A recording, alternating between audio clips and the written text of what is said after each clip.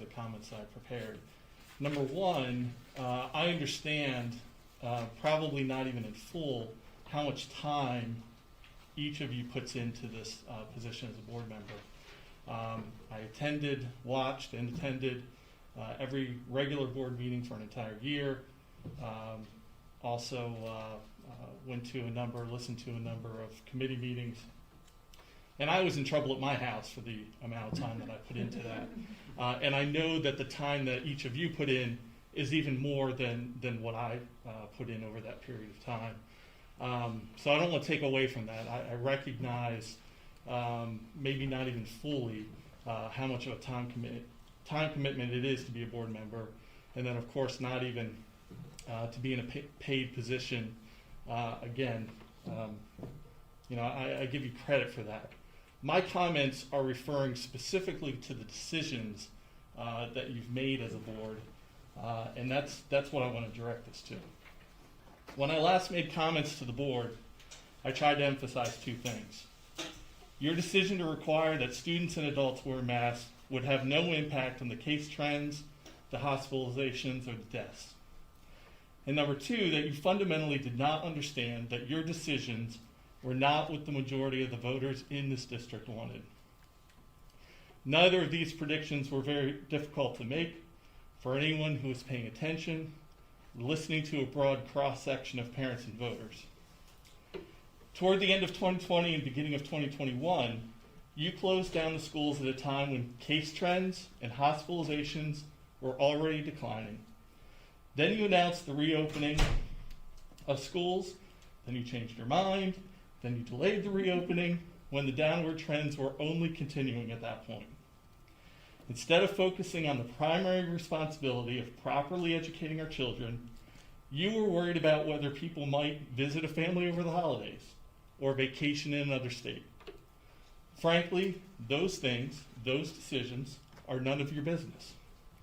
And over the last year and a half, a number of parents have asked you to compromise, to provide common sense options to parents, allow parents to decide what is best for themselves and their children.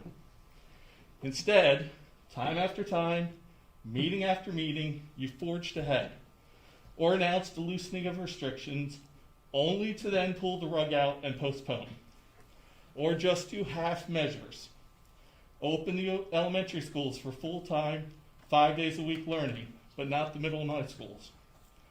Even now, I don't think you realize how difficult that was for parents of older students, or parents with students in 2 different schools with 2 different schedules.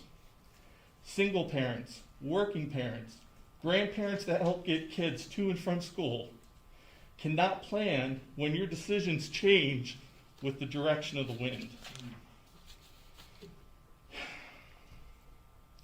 You may think that your decisions fit with what many other political bodies were deciding and have been deciding.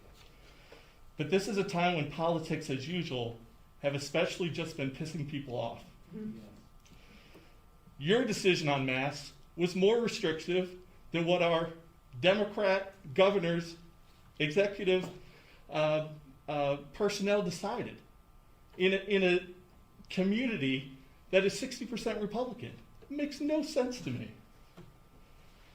So when you don't interview candidates for an open school board position, when you pretend that you are only picking someone to temporarily fill in for 7 meetings, and then you arrange for that candidate to be placed on the ballot, all you have done is add another stain to your legacy. Perhaps your political maneuvering will preserve your control of this board for a short while longer, but is not one you any further support. It will prove to be the last gasp of the closing chapter of this group. As long as there is a concerned parent still living in this district, not a single one of you will ever again be elected to another public office.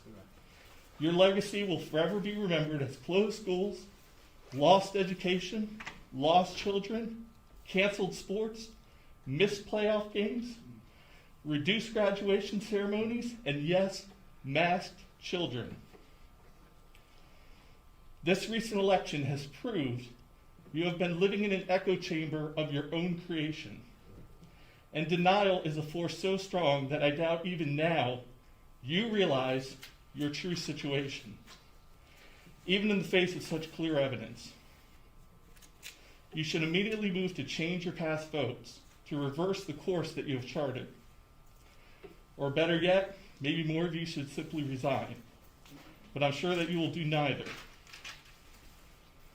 Here's a quote from U.S. Senator Tom Cotton that I think is particularly appropriate for this situation.